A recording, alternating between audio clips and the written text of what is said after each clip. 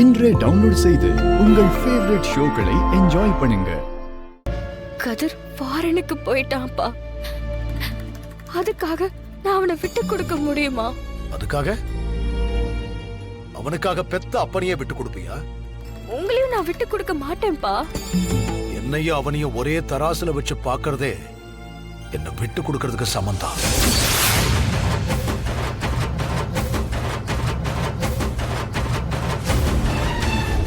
அண்ணே, சீனு மாமாக்கு Dress தைக்க கொடுத்தேன்ல, அதை காட்டுங்க.